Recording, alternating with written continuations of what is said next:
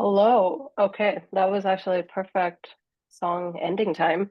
Um, Good morning, everyone. I am Noor, and welcome to today's info session on the Leading Urban Change program, Accelerating Housing Solutions.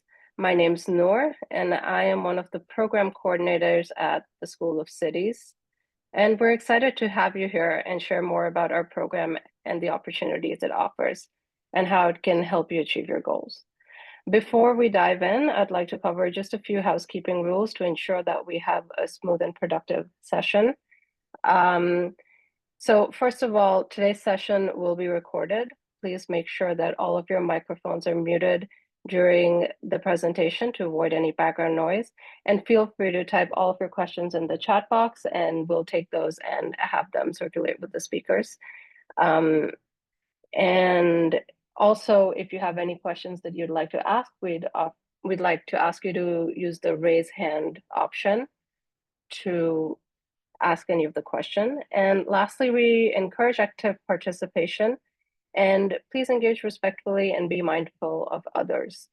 The University of Toronto values freedom of speech, and we will put the link of anything U of T considers disruptive in the chat if needed. But that's it. Those are our housekeeping rules. Karen, go ahead. Great. Thank you so much, Noor, for kicking us off. I'm Karen Chapple. I'm director of the School of Cities and professor of geography and planning here at the University of Toronto. I'll start by acknowledging that today we are speaking to you from the land of the University of Toronto, which for thousands of years has been the traditional land of the Huron-Wendat, the Seneca, and the Mississaugas of the Credit. And today there are still many Indigenous people living on this land, and we are grateful to have the opportunity to work on this land and with the Indigenous people. And in fact, we feel very strongly that the land is at the center of the challenges we are all facing in accelerating housing solutions. We have the legacy here in Canada of colonialism, and we have a great system of property rights, but it does not always protect the public realm, the public good. And in many ways, our bureaucratic processes have gotten in the way of ideal housing solutions. So that's why we've started to run this program called Leading Urban Change at the School of Cities. And this year, we're offering it with a focus on housing. There's a lot of reasons why. We're in the middle of a housing crisis. The housing market has been stuck for over a year, and partly because of interest rates. But also, we want to teach this class because Nouman, Lisa, and I, and the other instructors, we are all taking inspiration from positive examples around us. At the School of Cities, we've been working with 18 innovators in the Housing Supply Challenge, and we're seeing them move forward despite the national climate. In our data storytelling program at the School of Cities, we are seeing people walk away with the language and tools they need to bring the opposition on board and turn the whole ship around. So we think we're onto something, and my co-facilitators, who I'll introduce in a moment, feel the same way. Before I introduce them, I just want to take a moment to talk to you about what the Leading Urban Change program is. And while we're starting to discuss it, please take a moment and share in the chat for you, for yourself, what do you believe is the biggest challenge in accelerating housing solutions? So just type it up in the chat. What do you think is the biggest challenge you face? So meanwhile, let me talk about the program. Leading Urban Change is a professional development program, and it's geared to help you find a way to move forward in your own work. It's 2 days in person, May 12th and 13th in Toronto, where we work together on building a framework for thinking about joint problem solving and how to build support and how to influence change. And then this is followed by 3 online sessions led by housing experts in finance, technology, and partnerships. And then we end with your final presentation to a set of experts. So who are you? To take this class, you should be a housing professional in any sector, private, not-for-profit, public. You should have years of experience trying to address housing problems. And we like to work with people who feel stuck. You know what should be done. You actually have the answers, the solutions yourself, but you're struggling to get there. That's who we want to work with. We want to give you some space to reflect and to strategize, and we want to give you some peers and some experts to bounce your ideas off of. So with that introduction, let me introduce my 2 fabulous course co-facilitators who have been very, very popular with our students in the past. So Nouman Ashraf is an associate professor at the Rotman School of Management, where he teaches leadership to business students. He's the lead on pedagogical innovation here at the School of Cities and heads our leading social justice collective training program. Welcome, Nouman. Thank you, and delighted to be here, Karen. I'd like you to introduce Lisa as well, so we can be in conversation, if that's okay with you, please. Yeah, let me go ahead. Lisa is the former mayor of Victoria, British Columbia, where she sits today. She's the former advisor on housing solutions to the BC Premier, and she currently leads BC Builds. So I want to get you all started with a question about leading urban change and why you think it's important at this time and what it means to you. So at the Rotman School, where I have been professor for, gosh, I don't know, a dozen years or so, and at the University of Toronto for 25, I think there's one truth that I want to share, which brings me to this program, other than the stellar leadership, Karen, that you brought to the school cities. And I actually want to say that for a reason. I like people who choose to solve problems. And Karen Chapple, in taking on the directorship, the inaugural directorship of school cities, has done precisely that. I think that Karen, fate has conspired to give you all kinds of challenges. And I actually think that there's a moment right now where many of us are feeling despondent about the rise of, a particular form of political authoritarianism globally that's making us ask the question, what can we give in terms of effort, in terms of solutions? And this is one such program. So for me, there can be no social innovation, something that I teach, without social inclusion. And the housing crisis is a great example of this idea of meshing of frames coming together, right? Across faculties, across disciplines, across areas of training. I would say actually this screen is a great example of that. I have a great regard and respect and much to learn from Lisa, as I do from you. And I think this is the kind of interdisciplinary, action-oriented approach that we're hoping to create. And this is why I think it's timely. Lisa, how about you? Similar to you, Numan, we're watching a very strange world unfold all around us. Kind of the century-old North American political and economic consensus is dismantling itself before our very eyes. And while all of this is happening, 80% of people in this country live in cities. And so this is really a moment for cities and towns and villages. I know we've got some folks on here from smaller places as well, for communities to lead through this, because ostensibly people live in community, people live in cities, and my firm belief. I mean, obviously, I'm biased because I was a mayor developing solutions, and now I'm working with communities across the province to develop housing. But the solutions are going to come from people on the ground in their communities. And so the Leading Urban Change course is meant to support community leaders, housing leaders in this case, to develop and deliver solutions. And that's why I'm so passionate about this. We need housing now more than ever. Housing equals stability, housing equals a strong economy. And with Karen and Nouman and myself and all the industry experts that we're bringing together to deliver this course, I wish that this course had been available to me when I was mayor and when I was chair of the Capital Regional Housing Corporation. So I think the time for this course is now. And I'm seeing people in the chat outlining their problems and challenges. This course is meant very specifically to address those challenges that you're facing on your projects in your communities in real time.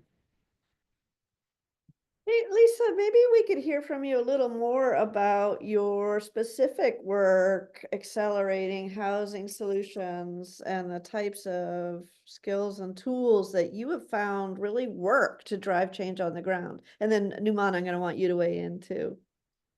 Yeah, it's a great question. So I'm leading a program called BC Builds, which delivers housing at an accelerated pace, and I'll talk more about that in a moment, on government, community, First Nations, nonprofit-owned land across the province of BC. So we work in big cities, we work in small towns, and our job is to identify underutilized land that's not currently being used for housing, identify partners, and this is really interesting because many of them, there'll be municipalities or First Nations or a church that have land but have no idea how to build housing. And so we work with them to build their capacity. And I saw Kira's here from Sasha Capital made a comment in the chat about the capacity of the nonprofit sector needs building up. Absolutely 100%. So that's part of what BC Builds does. We identify land, we work with new and existing nonprofits.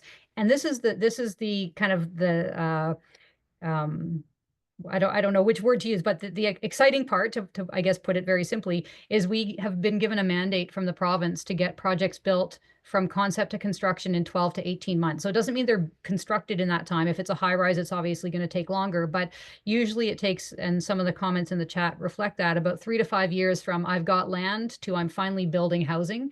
We're doing it in 12 to 18 months. And Karen, you asked what that takes. It takes absolute multi-sector, cross-sector collaboration. So the architect is sitting with the planner, is sitting with the financer, is sometimes sitting with the city engineer. We're working through all of the obstacles to going fast in real time.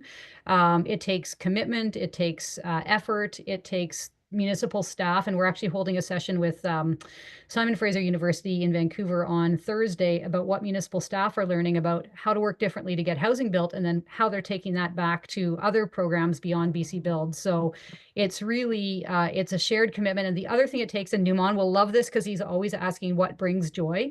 The Project Acceleration Committee meetings that we put together to deliver these projects are really joy-based. We're all online, we're really committed to these projects, and there's this sense, that moving quickly and accelerating, it's a thrill when things are supposed to take so long, and we're actually like, wow, we've got a building permit, and we've only been at this from, here was our land identified 8 months ago, and we're going to be in the ground 2 months down the road. It's very joyful, and so that's kind of what I'm learning and developing through BC Builds is part of what I'll bring to folks who take this course. So I'm notorious about saying Happy New Year until Valentine's Day. And the reason I declare that is because I still think that all of us have a little bit of that New Year's resolution energy around us. I think that one of the things a collective community of learning brings is a sense of both aspiration and direction. And it's exactly in the same vein, Lisa, that you've described. I kind of think of it as like a Mennonite or Amish barn lifting, where you come together and everyone doesn't know what they're doing the day of, but you know what you can do. You can actually chop up wood, or you can actually put the pegs down, or you can actually tie things together. So that to me is having the creative confidence to say, I bring something to the game, and I need to do two things. I need to take something out of my toolkit and add something into it, right? And to have the practice of doing this collectively. Something that Karen said at the beginning of our session is we like to get people unstuck. And I think that this is something that we have to have both the humility to recognize we can't do on our own and the resolve to collectively try. So for me, it's that piece. I'm a strong believer in us owning our stories as we work collectively. That'll be part of my both instruction and support to the program, is to say, where have you been? How have you come to, what are the dominant frames of your analysis around this work? What's your learning agenda for this? And can we get you out of this space of judgment into the space of critical inquiry with a lens to collective impact? And that to me is important. And I hope that if nothing else, we take that orientation to whatever we choose to do daily. And sorry, Karen, can I just jump in? I want to riff one more time on what Nouman said. Part of why it takes so long, coming back specifically to housing, so long to get housing from, hey, we've got land, to now we're building housing, is exactly as Nouman said. Folks in the housing development space don't know very clearly what the other's role is. So the architect doesn't really understand the role of the city planner. They might have some idea that the city planner certainly doesn't understand what goes into housing finance and how the timing of approvals really impacts the cost of construction. The mayor, who sometimes the mayor is sitting in on some of these project acceleration committee meetings, kind of has the political sense, but doesn't know the technical elements. And so what we're finding through, and Nouman put it so beautifully, through everyone coming to the table, we at the project acceleration committees through BC Builds, we don't exactly talk about it as sharing stories, but that's exactly what it is. People are seeing each other's lived experience in the process of building housing. And then, I think as human beings, we're naturally empathic. And so if our finance approval is holding up the next stage of development or vice versa, people want to help. People want their stories to intersect with others in a way that unleashes action. So yeah, thanks, Nouman, for bringing it to stories and that kind of knowing what each other need in a project, and caring about that is actually what helps with acceleration. And to build on Lisa's, which is this, that sometimes you actually have to humanize the work that others are doing to have empathy for it. I think we have the capability for empathy, right? But we see them as obstacles. So the person who's put in the thing about cafe development, right? If you don't understand what the role of the permits are, people are talking about getting building permits. I think that getting people to share what that looks like day to day, but also from that sharing come to figuring out hacks. That's really important. I actually think that we have to be collectively hacking for good. That's to me what this is in the category of. It's great. I could listen to you guys riff off each other all day. We have a lot of fun in part because we're coming from such different backgrounds, and as you've just seen, so Lisa is like an incredibly gifted politician, who really knows how to listen. And then Nouman is a leader in business, leadership development, and business and management. So, and then I'm an urban planner.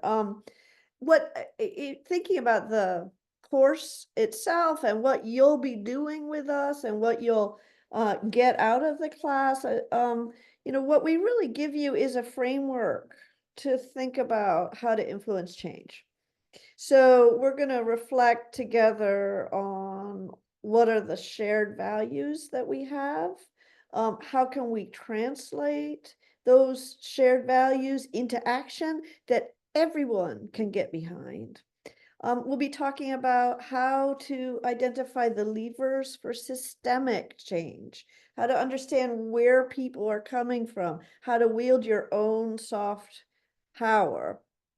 And that soft power is going to help you remove the obstacles in your path. We're going to talk a lot about power in the class, and actually our textbook is written by a business professor at Rotman, Tiziana Casciaro, and the textbook is Power for All. If you're curious, take a look at it. It's an amazing piece of work that really talks about how organizations work and how to understand the hierarchies and how to level the hierarchy so to your own advantage in your organization. So, and then Lisa also has some workshops on soft power and the ideas behind soft power. And we get to do that all in person together in Toronto. So we're going to open it up for questions in a moment, in a couple moments. But before we do that, I want to go back to our co-facilitators here and ask what you think learners will gain from this Leading Urban Change program. What are people going to walk out with other than the certificate from University of Toronto? Well, I guess a couple of things. I'll talk about the workshops that I'll be leading.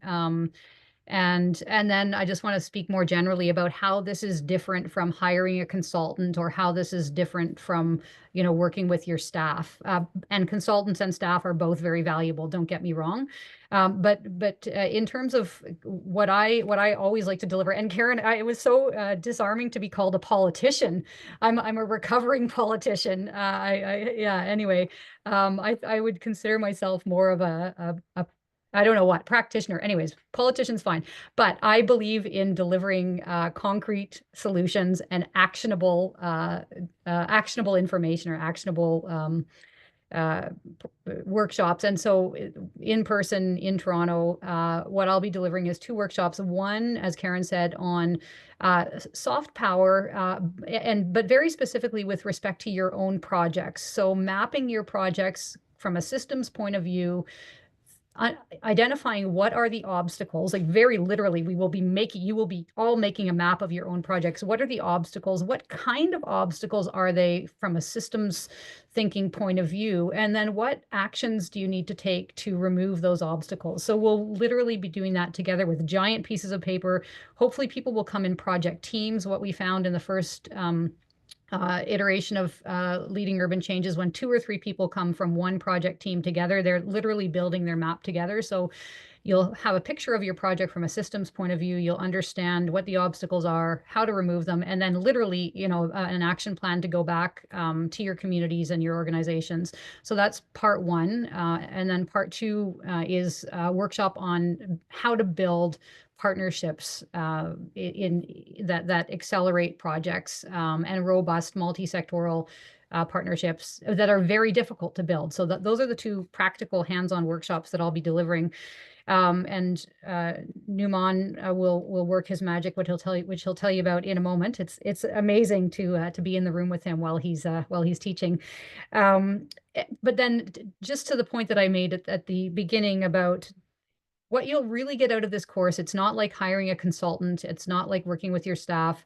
Staff and consultants will definitely benefit from participating. But you get the opportunity to learn about what others are facing in their projects, in their challenges. And then there's a beautiful peer learning that happens. We do hope this course is geared to city staff. It's geared to people working in nonprofit sector. It's geared to people working in the private sector. And so what you'll get is not just feedback on a project from a consultant or from a specific staff member or staff team. Consultants, staff members, housing professionals, everyone here will have the exquisite benefit of learning from each other and basically being kind of peer consultants and second sets of eyes to projects that you're hearing about for the first time. So that's really the benefit. Everyone building housing across this country is struggling with something, but what somebody is struggling with in their community might be a very different kind of struggle. And that eyes wide open and that ability to learn and share, that's really the magic of the course, particularly the in-person session. Now let's hear about Nouman's magic, because it's pretty spectacular. Well, I think our magic is collective, as you said, Lisa. And I would say that there's 3 things I think we can expect if we come into this community practice. Number 1, we'll figure out some techniques to defeat what I think is the biggest challenge in the space, and that is cognitive entrenchment. We get so stuck in problem finding, framing, and solving in a very particular way. Number 2, I think you get the creative confidence to challenge your thinking and others with complete strangers. Right? This is really important. You can have the best idea, you can have the best approach, you can even have the inner courage, but you can't do this with people who know nothing about this. I think it's just sitting dormant. And the third thing is, look at the chat. Look at where people are joining us from Regina to BC to Waterloo to London, Ontario to Toronto, the center of the universe. We know, And so I think having those perspectives, and then look at the different professional connections people have in the chat.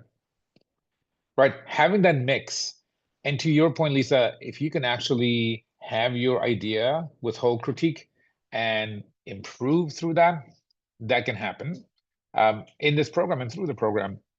I also strongly believe that having accountability matters, and having others say, hey, what progress have you made since our last session?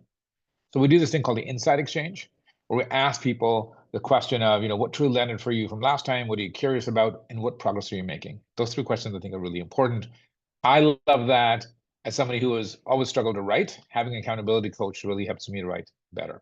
Don't ask me about a book. It's coming. It's coming. All right. Thanks. It's going to be a great book. So yeah, I echo everything Nouman and Lisa said. I guess I would add that you're in the classroom with a set of faculty and peers who've been really carefully selected, curated to be working on similar kinds of issues and to be able to kind of jump right into a conversation together. And so that's a really rich learning experience. And then we're really focused on what you are working on right now. So it's not like a conference where you're sitting there and absorbing information. You're taking questions that you have today and then working with others to strategize how to move forward. And then you have some assets that will be with you for life, and not just the certificate. You have connections that you will make across other housers across Canada, and you'll have tools like how to access your soft power. So I want to move to questions, and I'm not seeing any, and I'm surprised because you all are very talkative bunch, but let's start to see your questions.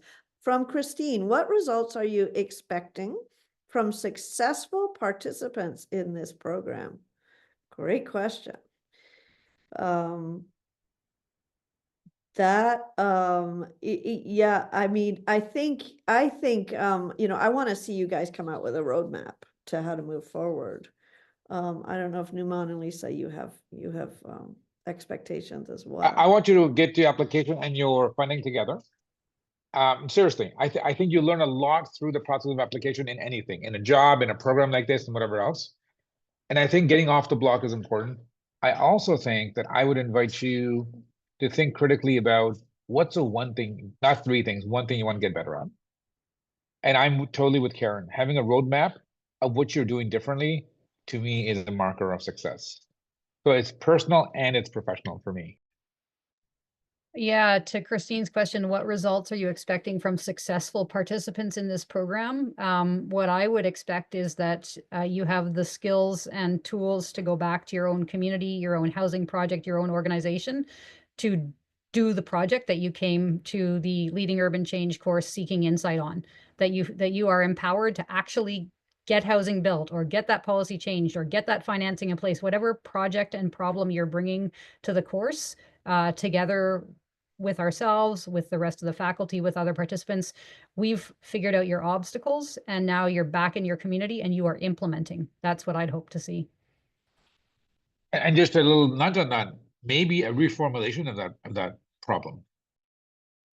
Yeah, great point. Yeah, maybe you came into the program thinking one thing or taking one approach, and then through working with participants, with ourselves on a coaching basis, et cetera, you've got a different approach going forward.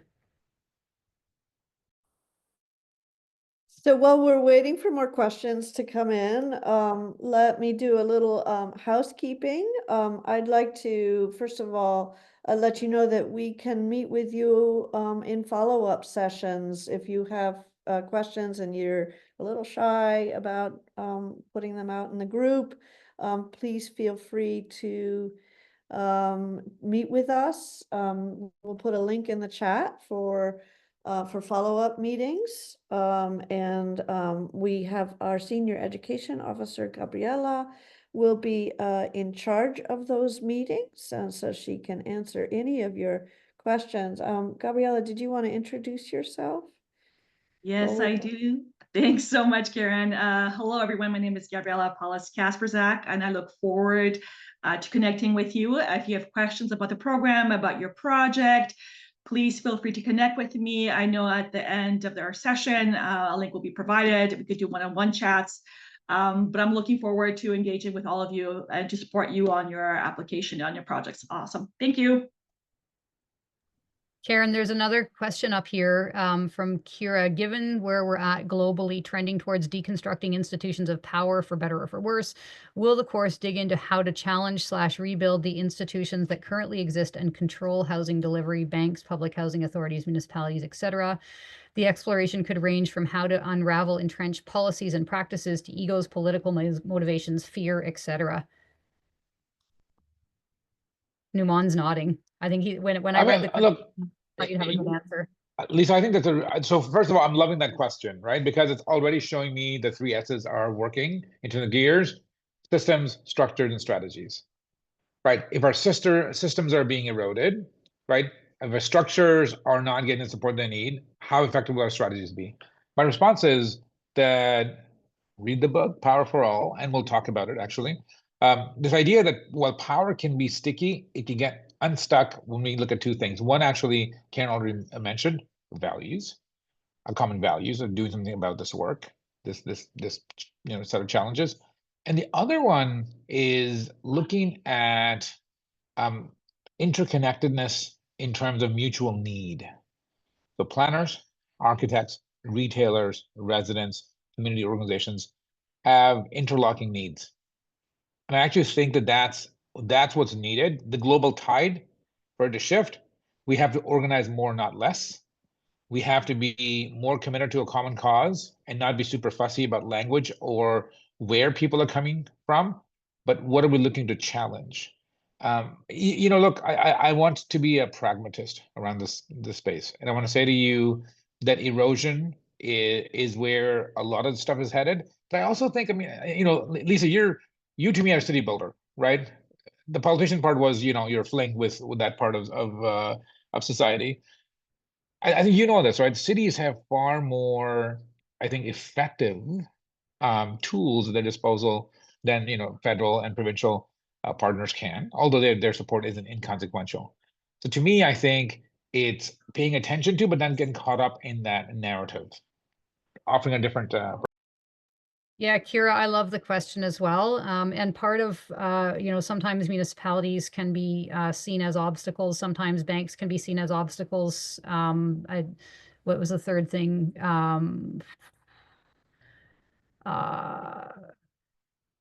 How public housing authorities can be seen as obstacles. And so in those instances, we would think about how are those obstacles, and what do we need to do to overcome them? So yeah, on a very practical level, I would say yes, the course will focus on that, and the soft power book that we're using as a textbook. Even if you don't end up taking the course, I would strongly recommend reading the book, and that has a really detailed, thoughtful answer to Kira's question. Karen, someone asked what the course is about, and it's not letting me share. But I'm placing the objectives in the chat for a sec. I'm placing it in. Okay, perfect. Yeah. But for anyone who wants, there's a great, like, we actually break out what's going to happen on each day and who the speakers are. So that's On the website. on the Yeah. website. Yeah. So Gabriela put the course objectives in the chat. And just the other part of Neil's question was about the content. So we start on May 5th with an online session that is really getting to know each other, getting to know what each of us wants to accomplish in the class. And then we are that'll give us some time to kind of reflect, and Nouman, Lisa, and I will each be thinking about your issues, and then when we come together on the 12th and 13th, we have 2 full days to workshop your issues. And so we have workshops with Nouman on learning techniques and centering equity in your work, and then we have Lisa's workshops that we've talked about. I do 2 workshops. One is about identifying our shared values, and one is about data storytelling. But in between we have work sessions, so we really expect you guys to be giving each other feedback and integrating the new concepts right then and there. And we will have some in-person coaching sessions too, because you'll be working with one of the 3 of us all through the course as a coach. And then there are 3 online sessions with the experts, and we expect you then to bring in your specific questions for them from your project, so we can get their expert feedback right then and there in the classroom. And then we wrap up. So the last session is the presentation session. And just to get back, can I just give one tip, which is when you sign up, when you sign up for this program, really see this as an opportunity to build on the perimeter of your current capabilities, right? Insist on learning something new at the point of practice that you can bring back, as Lisa said, back to the project that you're working on, back to communities in which you're embedded, but also having developed a new network and some new skills. So the reason I say that is because unless we can monotask, right, we will be interrupted by multitasking. And learning and facilitating this kind of systems-wide change will require that level of devotion. It's within reach. We just have to train ourselves to get there. So I just think it's a really unique opportunity. I don't want to make my colleagues blush. They put a lot of heart and effort into this. And I promise you, as somebody who's been doing leadership development for 2 decades, this is one of my favorite programs to be part of. Thanks, Suman. And meanwhile, we've had a couple more questions come into the chat from Claire. Is this program relevant to practitioners in smaller rural communities? And I say 100%. You know, it's funny. I realized recently that the school of cities should actually be called the school of places. Right? Because we're just dealing with human settlements of whatever scale and form and density. So but really we think of place-based change as being really integral to the program. I don't know if anybody else wants to add to the rural community. Yeah, I'll just jump in. Yeah, at BC Builds, we are working with like Burnaby and the city of Vancouver, like really large places. And then we're working on reserve in First Nations communities in the north, building 20 homes. So the acceleration practices and the project-based practices that will be part of the workshops that I'm going to share are absolutely applicable regardless of the scale of place. So yeah, and I love that School of Places. I don't know. School of Cities has a nicer ring though. School of Cities and Places, I don't know. But yes, absolutely. Application for smaller places, more rural based and Indigenous communities as well, from my perspective. So Larry's question is, what skills and competencies are required for planners to influence decision-making to deal with the changes necessary to affect the housing crisis? And how are these skills and competencies acquired? Well, this being a actually super hard question, Lisa, why don't I go back to you? Yeah, it is a really difficult question. I almost wanted Larry to turn on their camera and just give a bit more background. So maybe if Larry, if you feel comfortable kind of outlining your question a little bit more, I'll just pause there and ask that. And then if not, totally get it. And then I'll give an attempt to answer. But oh, there, go ahead. Yeah, thanks very much. I just had a little difficulty joining in. It's sort of a topic that I'm very interested in terms of deliverables. In this particular case, we're talking about housing, but it refers to many other things that we as planners deal with on an ongoing basis. And I've been a practicing planner for a number of years and made some observations of my own. And I'm also studying at the University of Waterloo. I'm doing a PhD in planning, and I'm really interested in building creativity and innovation in planning practice. And I do a lot of reading, and I'm moving through the program. And when I come to a talk about education, mentoring, and skills that perhaps are honed once you get in the profession, the idea here is that many times it's the soft skills that are more relevant than what I will call formal skills. Formal skills, I mean methodologies that you learn and all these technical things, which are important, but they don't give you the finesse that you need as a planner to address some of the things we're talking about in terms of actions and deliverables. Right now, I'm thinking it's a function of time. My observation, and I'm overgeneralizing, my observation is that there's too much time spent on things that aren't getting us very far, like development processing applications, and not enough time being spent on those issues and problems that need address. Yeah. And that's what I'm sort of focusing on and moving towards.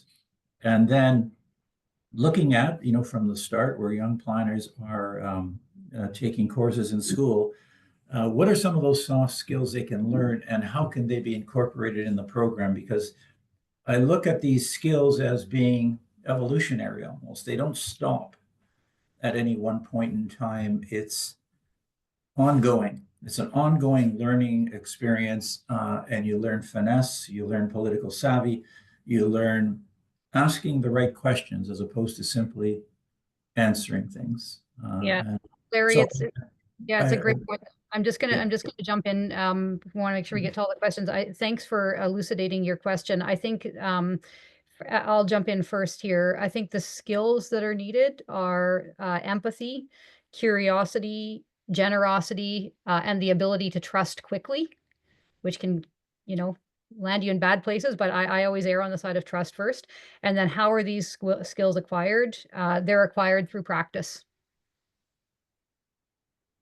I know Yeah, I you. agree with you. But how do you start earlier on than once you jump into practice? And maybe there are aspects in the learning programs at school, at the universities, that require practical experience to come in and start mentoring early. Yeah, no, sorry, that's what I mean. I don't mean through practicing as a planner. You learn these skills by practicing. You learn empathy by Yeah, practicing. You got learn it. curiosity by practicing I curiosity. agree. Yeah. Thanks. The only thing I'll add to that is I never use the word anymore, empathy, without using the word behavioral before it, right? So it's behavioral empathy, because I don't believe that we can empathize with ideas. We have to empathize with experience. You actually have to walk onto a res to experience that lifestyle. And it's not one uniform lifestyle. But I think understanding why the TRC recommendations are important for us to put into practice requires for us to step into that space, not from the space of, oh, aren't we better off? But this is the work that lies ahead. Somebody had a question earlier on about the GANS book. The GANS book is very much about collective organizing. It's a beautiful, timely addition to the space. What I love about Tiziana Casciaro and Julie Battagliana's work is that it speaks to my insistence that leadership is about owning your story and growth is about owning your learning. And so it does both. Gans's book is a fine edition. In fact, there's a very, I think I would highly recommend, they've actually created a lovely piece called The Commons, which is a social change library. And it takes the framework of the book and walks you through it. So from a collective organizing perspective, it's super powerful and super helpful. One of the things that Gans says actually that I think is really powerful, he says, if you don't tell your story, somebody else will. And they won't do it as well as you will. So you should tell your story. And I think that's really powerful for us to take as motivation for doing this collectively. Hope that's helpful. Thanks. We're gonna wrap up in a little bit, and what I'm gonna ask this last question from Gil. How can we balance the urgent need for increased housing supply with long-term sustainability, affordability, and inclusivity? What collaborative frameworks between policymakers, urban planners, and industry professionals can ensure that solutions are technically sound and equitable? And what are the technical aspects of the course? So this is such a great question, and a number of us in the planning field have dedicated most of our life's work to answering it. I think this is absolutely something that you can bring to the course and work on with us, work on with me, work on with Maddie, Simitiki, these are things that we think about all the time. And I think this whole issue between the long term and the short term, and building that into our work is what's really crucial and really hard to do. And what I see in Canada is that we're actually very siloed between the short term and the long term goals. This is absolutely something that we'd want to work on with you. Okay, I think that is the last question, but we could probably take another if there's any more. Can I ask you a question? May I ask you a question, Karen? Sure. Tell us a bit about why you think this work matters to Canada. You've had the privilege of, you have Canadian roots. you've done this work in the United States and internationally. There's something about that attractive about this to you, I feel personally. Share with us some of that, because I actually think that this is the moment to celebrate some of the uniquenesses of being Canadian, where this horse shit, excuse my language, that's been thrown around as Lisa said, this long-standing tradition and agreement is kind of crumbling in front of us. Well, what gives you hope in this space and time? Thanks, Nouman, for the question. And I should probably confess that even though my family was Canadian 150 years ago, we spent quite a bit of time in California most recently. And so I have come from UC Berkeley, where I worked on housing issues in California for 20 years. And then coming back to the Canadian context, I see a couple I see a couple incredibly valuable assets in Canada, and I'm not talking about the minerals in the north. That's another conversation. But the peace, order, and good governance, and the attachment to norms and values, and as we see norms kind of disintegrating around us, and particularly south of the border, you know, I think this is a moment that Canada can really shine. And I would love to see us apply this not just to our foreign policy and our economic development, but our housing sector. And I think the housing sector is one that actually could use a little infusion of the fast pace of south of the border and the innovation and the willingness to experiment. And I think if you bring together those things, the norms in Canada with the innovation in other places, I think you can really you know, crack the nut. So I'm really hopeful that that we can make a lot of progress in this session together. Same question to Lisa, please and thank you. As somebody, you know, who's been in the space and is such an integral part of this program. You're asking the same question to me that you asked to Karen? Yeah, because I think the city mayors are nation builders, not just city builders. And you've been part of that, Lisa. Yeah, no, absolutely. No, and I'll just, thanks, Nouman. It's a great question. You always ask good questions. I'll return to the comments that I made at the beginning of the session. We are at an extraordinary time as a country. This is an extraordinary opportunity. I mean, I haven't been alive in a period like this before, where we have in a sense, an opportunity to make Canada matter more, to make Canada matter differently. And I so strongly believe, you know, one of the other hats that I'm wearing right now is I am the chair of my neighborhood association, the Fernwood Community and Arts Association. And, you know, from that very micro scale to the, you know, being the mayor or a city engineer or a housing planner in a large city to working on in a more rural area, like place matters now more than ever. And it's the places in this country, one by one, that are going to define the next couple of decades as we work through this extraordinary time. And not just the places, it's the places, the people of the places, the people on this call, the people who take the course, the people who are working hard in their communities.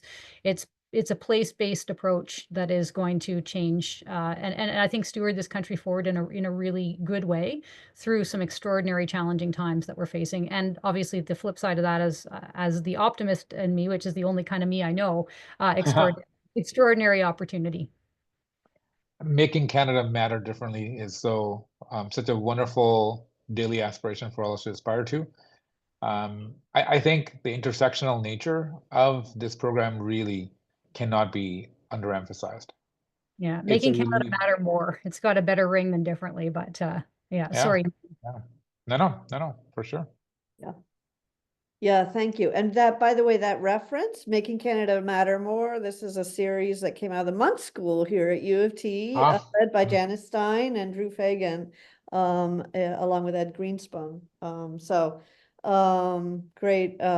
It very powerful for these times. Are there other questions that we may have missed? Yeah. Unrelated to the program, just curious now. Something that your lens is not broadened or something. You're like, interesting characters we got here on the Zoom. Any questions, thoughts, comments? If not, then I've got another one for you before we send you more information courtesy of Noor about the program. Going away in 5, 4, 3, 2, 1. Okay, what's one word that captures how you're feeling right now? With 5 minutes left to spare.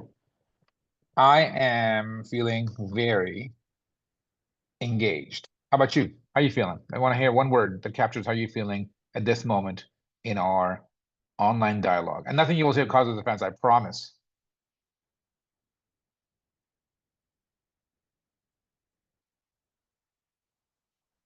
Right from everyone's time.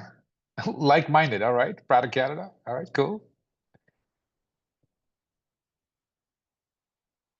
Reflective, thanks. Energized, cool. Intrigued, nice.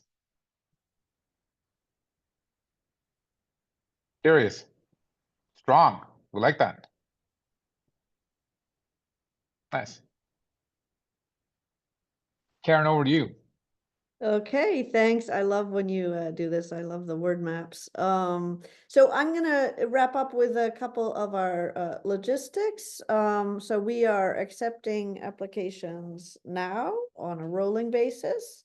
Make sure you get that application in by the beginning of March, and then you'll need to pay the tuition, $3,800 shortly thereafter. We have discounts. We have discounts for teams of 2 or more, and Gabriella can talk to you about that if you want to consult with her about that. If you need any support at all, again, contact Gabriella, go through the link in the chat to set an appointment with her, or just send an email over. We're happy to answer any of your questions. If you want to sign up for the program, the link is in the chat.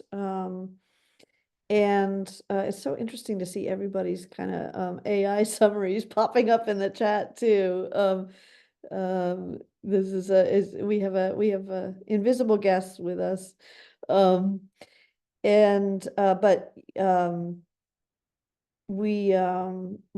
looking forward to working with you starting in May. Spread the word among your colleagues. We'd love to see teams joining, but we're happy to have you join one-on-one. We are just starting to fill up. The registrations have been coming in, so don't wait too long to get. Karen, there is no ideal candidate, right? We know this. Lisa, is that true? There's no ideal candidate here. There's anybody can apply. We want to just make, there's certain things we don't want to have you be 18 years old and just starting college. That's not ideal. Other than that, we're looking at working professionals. We're trying to build a peer group of like-minded folks. Yeah. Dealing To me, with. the reason I say that is sometimes we count ourselves out without knowing what's actually. Right. Yeah, I mean, I think it's a great question. Anyone kind of mid-career working on any kind of housing policy, project, issue, challenge from the public sector, we welcome city staff, municipal electeds. From the private sector, we welcome consultants, architects, planners, and then from the nonprofit and community housing sector. I think that's the magic of this course. It's not targeted at one sector. So if you're and if we didn't name your sector and you see a space for yourself based on what you've heard today, please apply. Sure. So with that, I'm going to wrap it up. Thank you all so much for your attention, your questions, your comments, your observations. It's been great to meet everybody and learn more about the challenges you face. So thanks to Nouman and Lisa too for joining, and we'll see you in a couple months. Thanks. All right. Bye, everybody. Have a great week. Bye.